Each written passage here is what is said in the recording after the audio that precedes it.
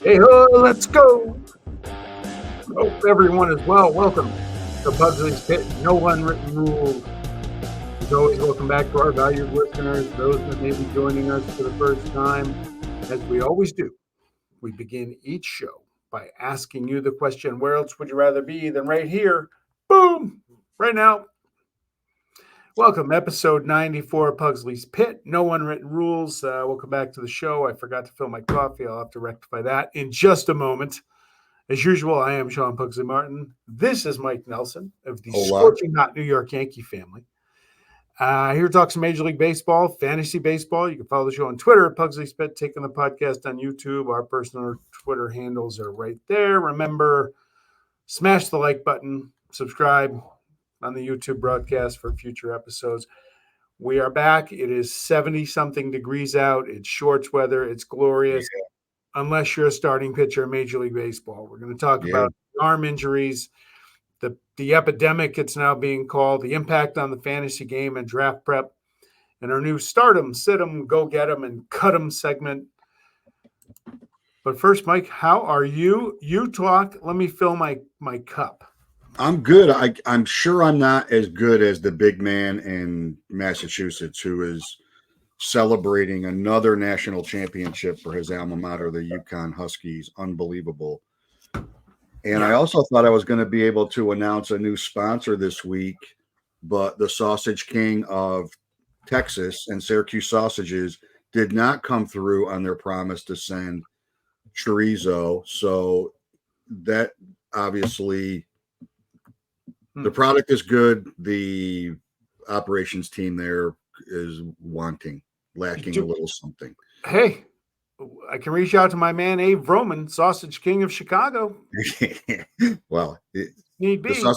The Sausage King of Texas could take a couple of tips from Abe Roman because. Gotcha. All right. Before we get to the arm injuries, I'm just going to get this out of the way. After our show last week, we knew it was coming. Officially, after today, we here at No Unwritten Rules are banning John Fisher and Dave Kaval from this show. Not that the gutless cowards are ever going to call me back anyway. So the A's thing hit home. It hit hard. It sucks. And for those that don't know, I grew up in Northern California. I went to the Coliseum as a kid through the heyday of the 70s. It was fantastic. This hurts. I knew it was coming. Sacramento, good luck with that. Vivek, whatever his last name is, the owner of the Kings, he's a piece of shit. He gave what he did give was John Fisher a soft landing in Sacramento to go play in a minor league ballpark for 3 years so the owner can enjoy watching Aaron Judge hit home runs off of the people he's paying low wages to perform. I'm out, right? Not going to lie, my mental health was a little damaged last week, and what I did last Thursday was therapeutic. Everybody in my house was asleep. They fell asleep early on me. I didn't even have to drug them. They just did it. Yeah, that's and nice. I sat down and I said, you know what? I'm going to watch baseball. And I watched Frankie Montas pitch for the Reds against the Phillies and said, I love this game. They're not taking the game away from me. They're taking my team. Fan free agency is underway, though I'm not even ready to start that. I'm just going to watch this whole thing implode and sit back. And if the Oakland A's ever somehow return, I'll be right back with them. But till then, I'm out. Can't do it. And it's a tough product on the field, too. So it is. It's interesting to watch it without the emotional investment of being an A's fan. And by the way, before you get to that, I don't know what you got to do to get suspended on Twitter. Well, you tried your damnedest for sure. I did everything I could. Yeah, well, it's a new world. It's the First Amendment's back. There's no you can say whatever. Literally, I needed a break last week, and I tried everything I could to get suspended on Twitter, and I still couldn't do it. Now Elon's working on trips to Mars, so he's not. Yeah. The language police have taken a break for a couple of weeks. I think they're ramping up for November when it's going to get chaotic. It is interesting, though. It's still emotional, even though I'm not emotionally attached to the A's. I'm emotionally attached to the history of baseball. Yeah. So this thing is this thing has stunk since Bud Selig stopped since Bud Selig stopped Fisher from selling the team. He stopped it. Like they had buyers that were going to invest in Oakland. So now, so this is a 20-year tumble. No, Bud rigged the sale to Fisher and Lou Wolf. That's because he went to college with Wolf, I believe. Well, that's not There surprising. were other guys that wanted that team. It's not. Yeah, he put him in the Hall of Fame though, because he, keep the players out that are the history of the game, but put the guy in that allowed this stuff to happen. That's 10 hours of me ranting on that. I would go nuts over that. Yeah, right. But here we are. So you knew the team was going to suck because when your payroll's $40, you get what you get. Despite the fact they got some guys that are playing pretty well, right? And look, I love my players. One of them I'm surprised that you didn't put up as we get to who's hot, who's not, or pick them up and cut them is maybe we'll give them a little shout. But yeah, it's not good. I mean, and frankly, the only thing that took that off the real microscope of all baseball fans was Steven Strider. Yep. Was one more point before we get to the arms, because that's the big story. Kudos to the people in Kansas City for shut down those stadium funding things, because what's happening here, and I've said it before, this will be the last, I don't even want to talk about it after this. This is a test case for baseball, that they can go to a city and say, you pay us X and you build us a stadium or we're leaving. And the city of Oakland ponied up the money. They got some grant money from the state. They have more money committed to the Howard Terminal project than Vegas does, the 380. Right.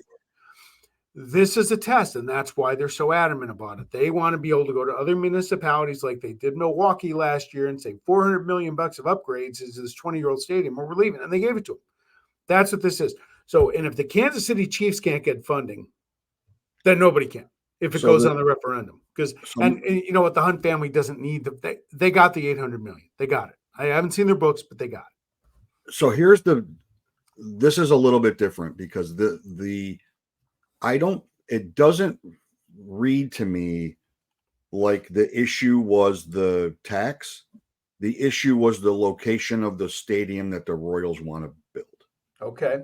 That's the issue, and that's why it stopped. And a very similar thing would probably happen in Philadelphia if there was a ballot measure for the arena that the Sixers want to build, because there's a lot of pushback on the location. So I think that it read more to me like it was not that they didn't want to pay the tax as much as they don't like the location. They want to go back to where Municipal Stadium was in Kansas City. And they think it's going to disrupt this burgeoning art district that's happened in downtown Kansas City. The Chiefs thing's a whole different deal, right? The Chiefs thing's a whole different deal. First of all, they're not going anywhere. No, right? they want to upgrade Arrowhead. They want to just upgrade the stadium, but they don't want to pay for it. They don't want to pay for all of it. Not for all of it. We're talking about the Hunt family. It's not for me to tell them how to spend their money, but you got it. They probably got it laying around. Yeah. Not the swear jar in the Hunt family, for Christ. There'd be no money in that. But yeah, it's not good. Not good. So let's go to something even worse. Maybe they have to bail out their players and coaches for these D1. I'm sorry. Yeah. But I digress. That's another topic. Let's talk about the thing that's really turned the baseball world upside down in the last 5 days. Not even 5 days, frankly, since Friday. Strider, Bieber, Yuri Perez, and Johnny Lasagna all in just a span of a couple days. On top of Cole being out. Framber Valdez missed a start with an elbow. We don't know what that is, but it's an elbow. When you hear elbow now and you freak out. Yeah. Sandy Alcantara. Yep. The list goes on and on and on and on and on. And you know, the thing that I like the most that I've seen over the last couple of days are older veteran pitchers that are still in the game. Justin Verlander, really nice little piece I saw with him. Garrett Cole. I saw a really interesting blurb with Tyler Glasnow, really interesting, and because everybody wants to go right to the pitch clock. Yep. Everybody wants to go right to the pitch clock, and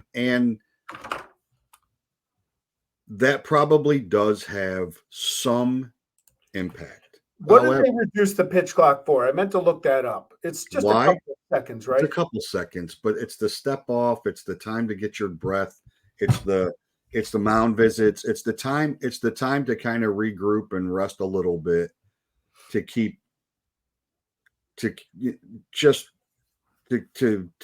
guys a little bit fresh, and so that's one thing, right? So and there could be some information that says that that's true, but you're not going to know that until MLB says no, but they refuse to release their data, and I'm the wrong guy to ask about their credibility because they have none. The pitch clock is 2 years old, right? Yeah. Count the minors, it's 3.5 years old. It's not long enough. It's not long enough because it goes way, way, way, way deeper than that, right? It goes way by deeper. A lot. It goes like I would challenge people. Go to a 12U travel game and watch kids throwing as hard as they possibly can and throwing curveballs. Yep. And then wonder why guys are having Tommy John before they even get drafted. It's crazy. And the core of this is the analytics. Analytics has ruined baseball in a lot of different ways. You read it. I read a piece last night. It said Greg Maddux wouldn't even get a sniff by the Major League Baseball teams these days. No. Guys don't pitch to contact anymore. It's all or nothing. Throw as hard as you can. Poor Mason Miller of the A's is throwing 102 every time, and it cringes. I'll tell you, you know what? The one guy that I think of when I think of the bodies get bigger, stronger, and faster, but the problem with pitching is throwing a baseball overhand is not a natural act. It's underhand. It's softball pitching. The guy who Nolan Ryan's a medical marvel, but the guy I remember first watching and saying, how is his elbow going to ever hold up was Kerry Wood. And that curveball he threw. Yeah. That was unbelievable. Well, Dwight Gooden threw an unbelievable curveball too. Dan Quisenberry never had arm problems. No, and it's the Kobe never had arm problems. What they're asking it to do. And you gotta they don't pitch anymore. They throw as hard as they can every pitch. And you're right. When we talked, I played baseball through my teens. I was a pitcher. I was told no curveballs. Yeah. When I was pitching 12, 13 years old, no curveballs. 15. And now, now they're throwing them as soon as they can have a big enough hand to grip the ball.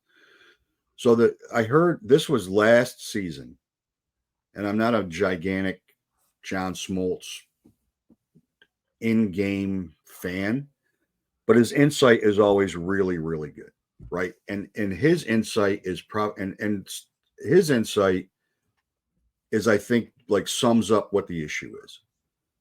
So the guys are max effort on their first pitch. Max effort, right? I'm coming out. My first pitch is going to be a 101 on a black because I'm going to show you how hard I can throw. And they throw the whole repertoire. When he said there were games that he didn't throw his curveball till the 7th inning. Yeah. So that's the 3 times through the 3 times through the lineup thing is because they've seen every pitch you've got by the second at bat, as opposed to, oh, now let me or I figured out my changeup. Now I can start throwing my changeup in the 6th or 7th inning. They're max effort on every single pitch, right? So it's we want to see. I mean, it leads to the 3 outcomes, right? Home run, walk, strikeout, because control stinks. Yep. Right. There's not guys, like the Kyle Hendricks of the world, these boring, I'm going to go out and throw 78 pitches and get through 6 innings. Like there's Luis Heel the other day was 65 pitches through 2. 65 pitches through 2 innings. I mean, and it was a 2-0 game. It wasn't 11-0. So it's, what it causes the biggest challenge for us degenerates. Us degenerates that live in fantasy or daily fantasy, it causes a huge problem, right? So Steven Strider and Garrett Cole in dynasty leagues would have been saved in every single possible opportunity, right? I'm keeping that guy because I've got one of the 2 best pitchers in baseball on my roster, and it's not that deep anyway, so I'm keeping them. In an open draft, neither of them get through the 3rd round under any scoring system. Correct. So now you go all in on a guy like that, and now you don't have him. Here's what I did this year. Again, for those people who don't know, we're in a 12-team league. This is year 35. You keep 5 guys, right? I decided this offseason I wasn't keeping any pitchers. I wasn't going to go try and get one. The only reason I kept Logan Webb was I didn't have a pitcher or an outfielder. I had all infielders and a catcher at that point. And I said, you know what? Webb's 27. He's been durable. He's a 200 inning guy, which is rare now, right? So I said, I'll save Webb because I want to have one of the two. And after that, I'm not going crazy because you don't know when the injury bug is going to hit. You can't predict it. No. So you almost, I hate to say it, you got to throw it up to fate and say, I'm going to draft my pitchers and pray to God that I'm not the team that gets hurt. Unlike our buddy Scotty in Massachusetts, who lost Strider, Yuri Perez, and Shane Bieber. Now, Perez was hurt. We knew that. But Bieber and Strider, the same day that news broke. Dude, you have no idea. As I've said to you and on here before, is I don't pay attention to spring training stats. I don't. But I pay attention to how pitchers are building up as they get closer to see. And Bieber was throwing great in spring training. He really was. And his first 2 starts this year were phenomenal. That's because he picked up his spin rate and the velocity and stuff. I at the very last minute decided not to save him. Yep. Because I'm like, well, maybe he's back, right? He's 2 years removed from surgery. Yeah. He's back to where he's supposed to be. And, like you never root for guys to get hurt, but you got to be a little selfish about this in some ways. And so I'm not stuck with those 3 guys that Scotty's stuck with. And right now my guys are healthy. Right. So I think it's, it does create, it creates the thing that used to create the biggest challenge for us were rainouts. Right. So yeah. Right. So, and we're in a rotisserie style league, but in head to head, it's even worse. Right. You get a rain out, you're not making that up. You got a whole day of, especially if you stack the team because they're going to give you a ton of points, it's going to hurt you.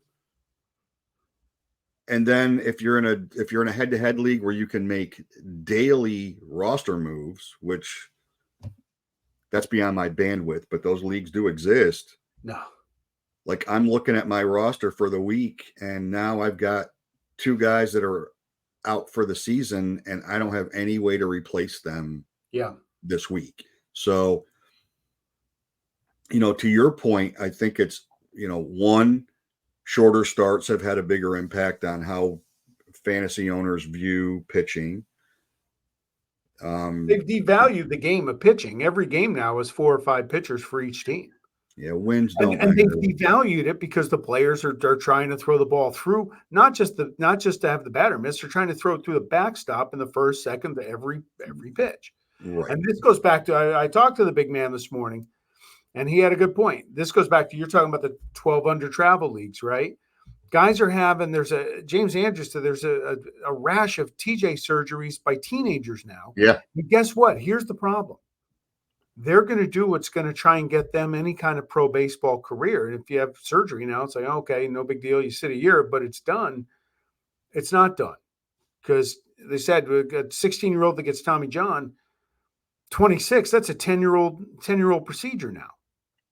Yeah. Yeah. Like I was like back and forth with some comments with Greg Olson, former closer Greg Olson this week. And his comment was, I didn't learn to throw. I was not allowed to throw a curveball till I was 15 years old. Correct. And my reply was because there wasn't ratings for 12U kids when we were growing up. And he's like, his feeling is that is a major part of the problem. Yeah. Is you've got these ridiculous tournaments where they're charging a fortune for these kids to be showcased when they're 9, which is total bullshit.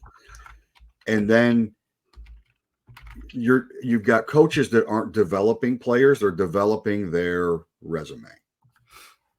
And it has been going on in AAU basketball for the last 15 years. I lived in that mess for a point in time with my son and saw it, where players weren't getting developed because coaches were more concerned about winning than developing good basketball players. And look at the NBA product right now. I mean, look at the NBA product.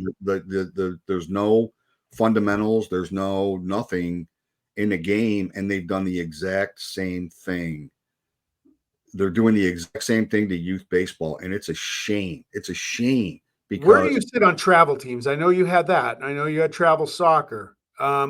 But soccer to me is different than baseball. I don't think any kid should be playing baseball 12 months a year. Your arm needs a break. no, I don't think any kid should be playing anything 12 months a year, frankly, No, until they're they shouldn't 17 do or anything. 18 years old. And even at that point, they should be playing multiple sports. Yes. But here's my feeling on travel baseball. I think it's great until the organization devalues in-house,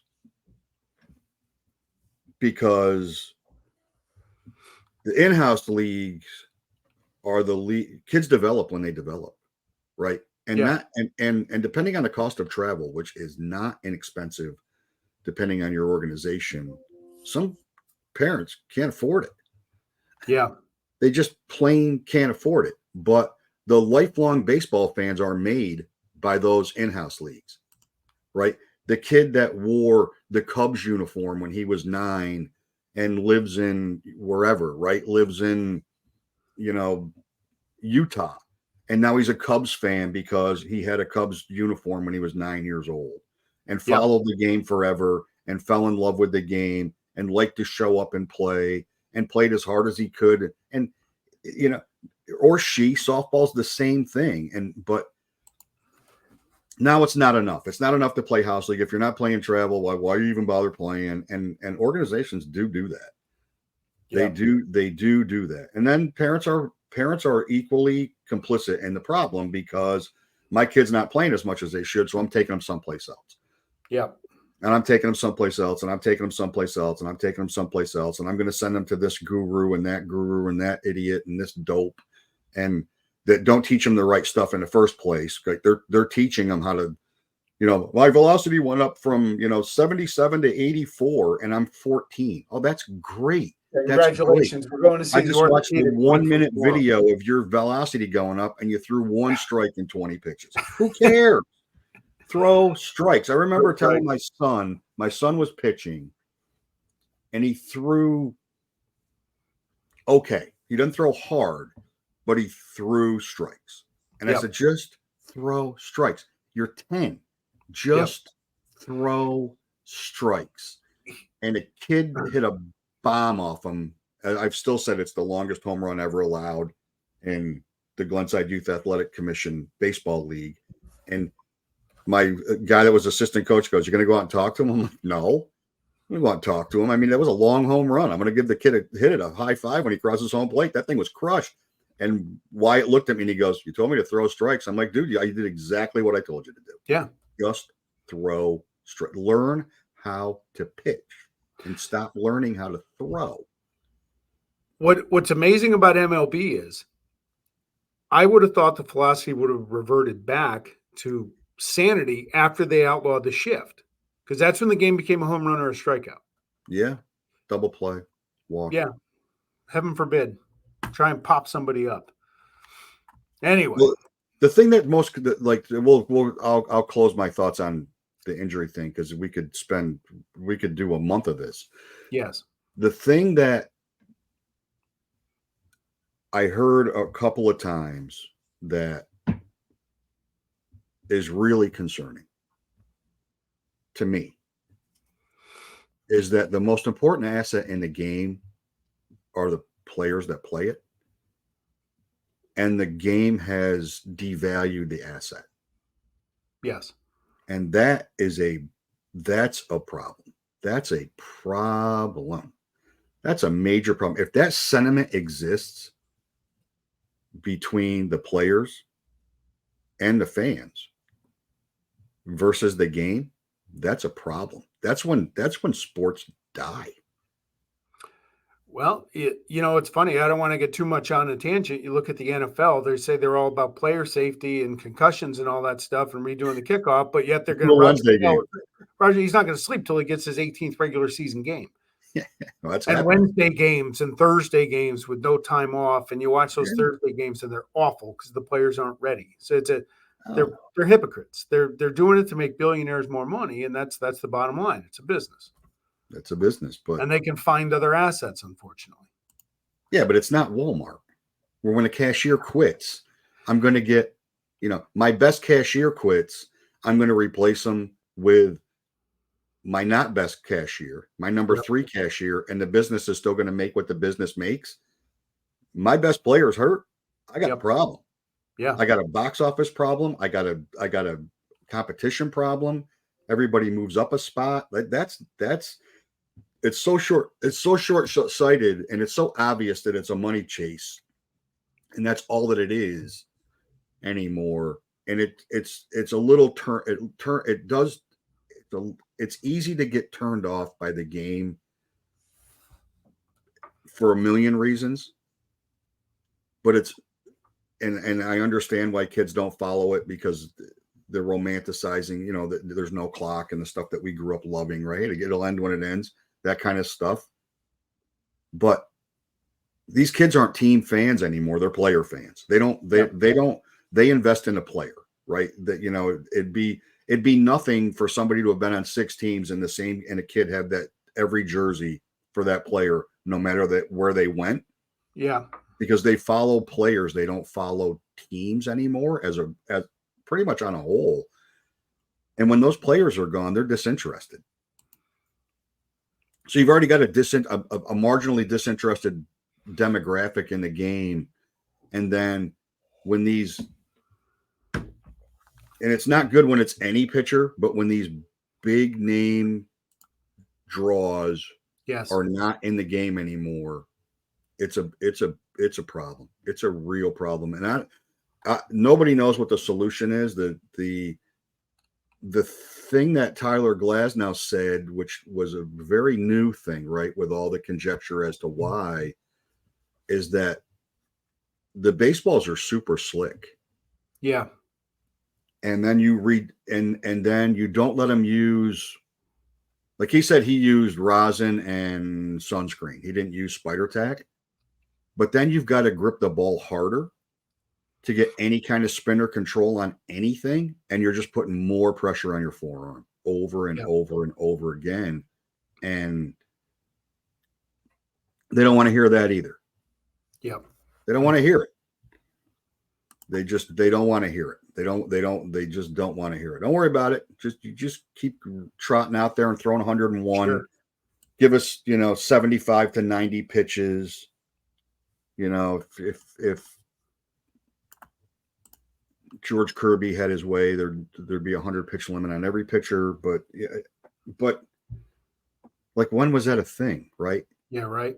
And it's a thing because of what they're being. It go like everything else. Everything has to change at the grassroots for there to be a real change. And if they're not, and if the trickle down is, if you want to be this guy, you've got to start throwing like that when you're 8, 9, 10, 11, 12 years old. It's not going to change. It's not going to change. No. All right. New segment, because we just continue to evolve here at Unwritten Rules. We do continue to evolve. Not emotionally, but the show evolves. Let's be clear. Yeah, there's no emotional evolution. We're done with that. No, I still have the maturity of a 10-year-old. Start them and sit them in the fantasy world. I will let you begin. Have at it. So this would be the week to start Giancarlo Stanton, because he's a very frustrating guy to have. I didn't start him like an idiot because I thought he had one good game. But when he's hot, he dominates a game.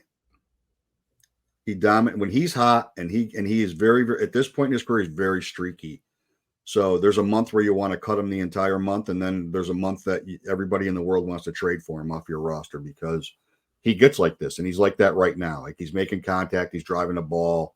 He's definitely a guy that right now I would start. And Nolan Chanel, who I was high on coming into this year. He's an on-base machine. He got a little bit screwed in his streak with an error being called that should have been clearly a hit. He had the 3rd longest streak in baseball history to start a career with number of games on base. 7 days after the fact.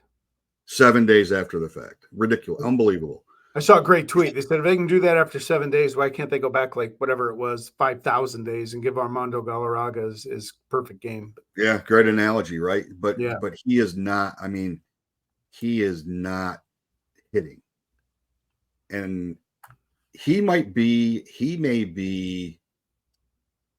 It's very weird, right? At one point in time, Mike Trout had 4 homers and 4 RBIs before his 2-run homer last night. They may be pitching harder to him and more focused on getting Shawnell out, who was hitting in front of Trout in the lineup, yeah. to keep guys off base in front of Shawnell. But he's not off to a good start. I'm not suggesting to cut him, but I am saying let him work it out a little bit.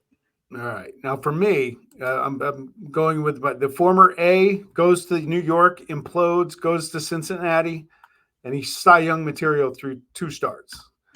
Frankie Montas, 2-0, 0.77, 1.03 whip, revitalized my love of the game last Thursday and saved me from the depths of those clowns in the East Bay. Sit, Kenta Maeda, dude, he's a veteran. It's same thing. Don't cut him, but park it, because he got beat up by the White Sox and then lost to the A's the other day. That's hard to do.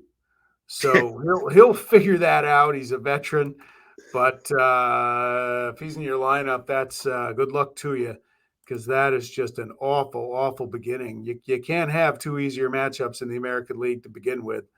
And the A's, he lost 4-0. Somehow the Tigers scored no runs that game, but Kenta Maeda, have a seat, my friend. So what's harder to do? Get beat up by the White Sox or lose to the A's? I don't know.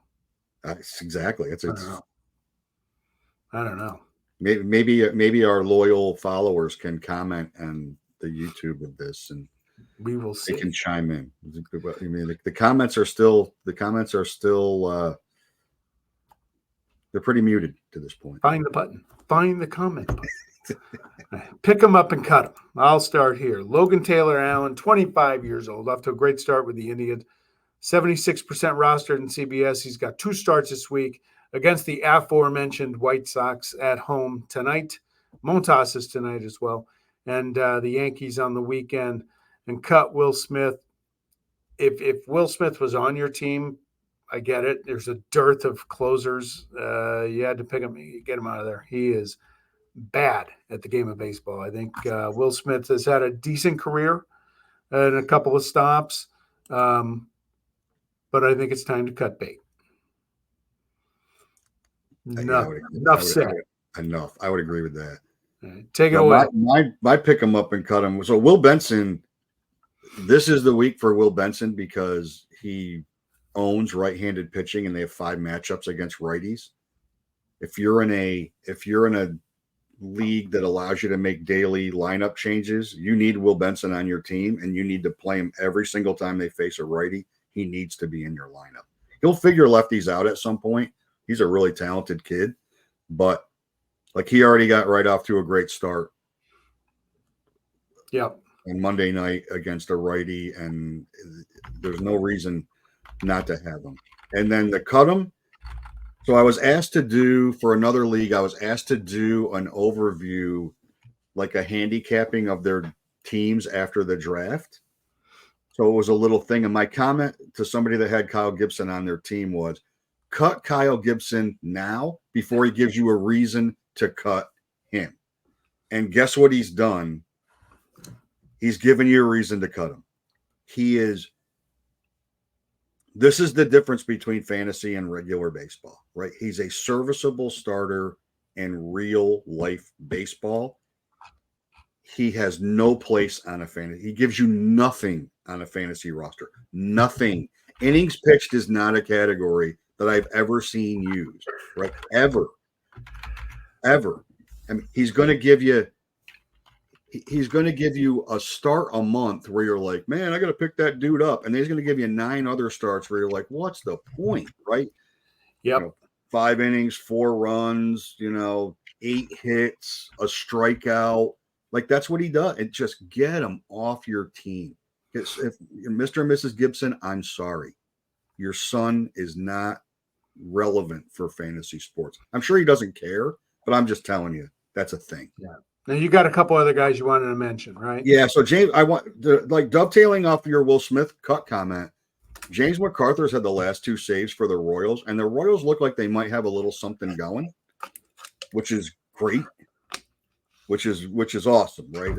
They're making some early noise in that division, which is great, right? They haven't made noise in a long time, and the kids are starting to come through. I would pick up James MacArthur if you and just see if that's before it's clear that he is the closer, and before it's determined that they're a 75 to 80 win team, and on a 75 to 80 win team, and a team that doesn't score a million runs. He could be 30 or 35 saves, and you want that.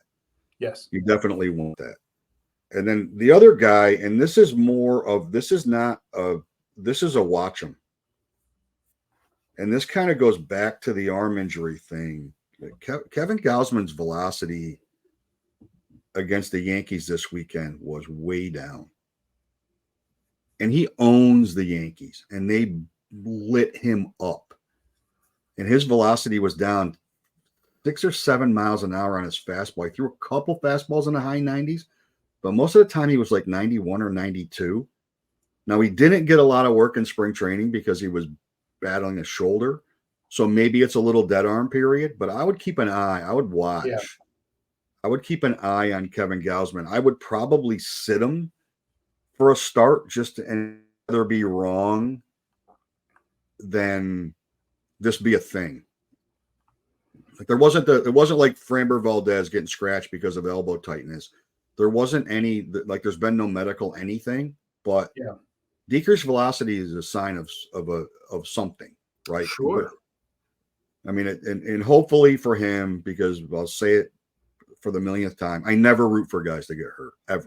Like it's their livelihood. I don't root for it. Yeah, same here. I don't like to see it. Do I look and see what fantasy team they're on to see if it can benefit how it can? It doesn't disappoint me if they're not on my team and they get hurt, but I don't root for them to get hurt. Yeah, I don't root for them to get hurt unless it was John Elway. But okay. Yeah, this goes back to the lack of growth and lack of emotional evolution.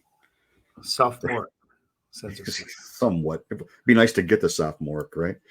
Have aspirations, set a goal, achieve said goal. See what you can do.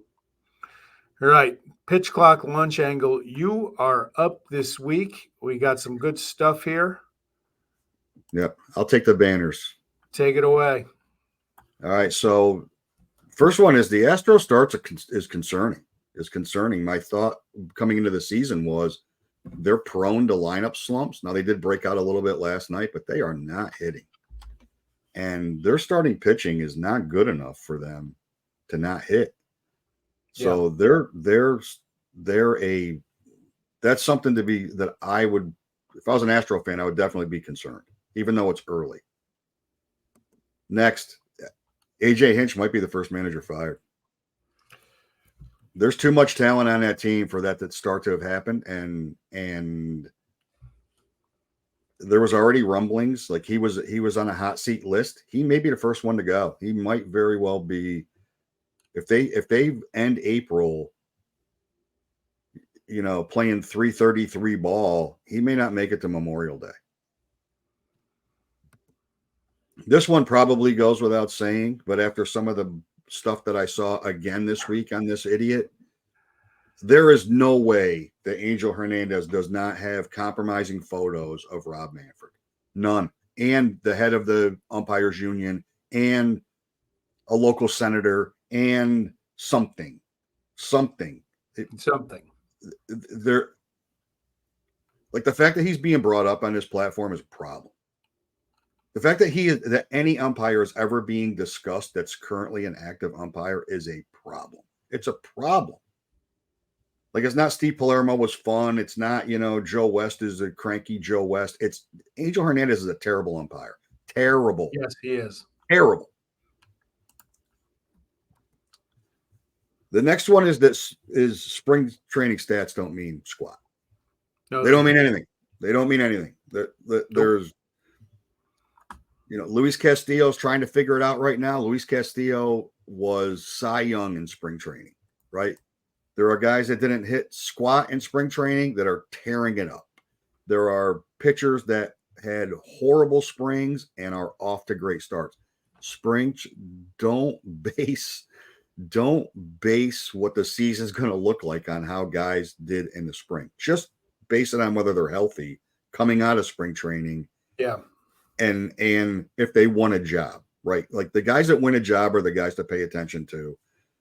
But worrying about spring training stats, this is the Kyle Higashioka 7 home runs in spring training and end the season with 6. Like it's that. Like that it's that. And then this one is a little bit of a shot. If you have a platform where you're allowed to update your team needs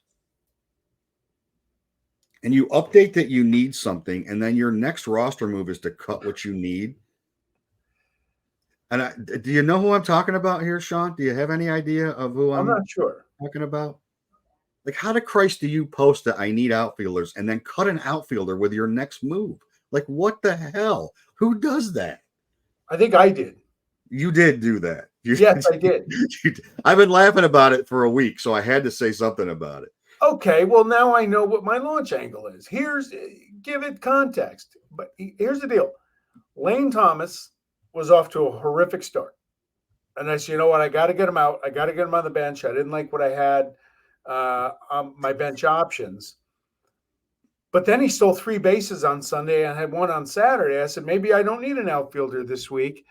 And so I cut whoever the hell my bench player was and picked up another starting pitcher and said, I'll go a week and we'll see how it is. So, yes, that was me, guilty as charged. We don't need context. The context ruins the bit. Context, like it's got, when you add context to any of these things, it ruins it, right? That's the whole. Look, I got a fan base of Team Pugsley baseball that I have to appease. Yeah, those. So that's why. Yeah, I'd like to meet that. I'd like to meet that fan base, by the way. But yes, I did. Not only did I cut, I asked for an outfielder. Not only did I cut one, I cut 2. It's not your kids because Liam's got a Gas House Gorillas jersey, so I don't know what's going. Yeah, right. All right. And Noah can't keep watching the big fella's logo, so that's there is. I didn't know I was going to be mocked unmercifully during the show, but anyhow, good point. It's the daytime shows, man. The daytime taping. I'm slept at a Holiday Inn Express last night, so I'm ready to rock and roll here. Yeah, I'm gonna go sulk and have more coffee at the end of this now. Thanks. Yeah, that's all right. Thanks for outing me. You're welcome. All right, we'll do it again next week. We will do it again next week. We will definitely do it again next week. I'll be able to give you a post ball 9 Yankee Suite experience overview if I live through it. Yes. Which is, we'll see. And a very happy birthday shout out to our friend Mr. Vitale at Ball 9, as well as you, my friend. You're turning 30, I think, in a few days. Yeah, this is what I am 30 years old, and this is what being a New York Jets fan does to you. I can see that. It ages you like dog years, man. Quickly. Very, very quickly. The poster board for that. All right, my man. All right, brother. Hey, you guys can hit the like button on YouTube and you can subscribe. And maybe next week we'll have Syracuse Sausage Company actually represented. Let's see what we can do. I'm saying no. I'm not saying this. He returns my calls to like Dave Kaval does. Although I only called him once. 30 years. Who is this guy? Leave me a message. All right, we're out.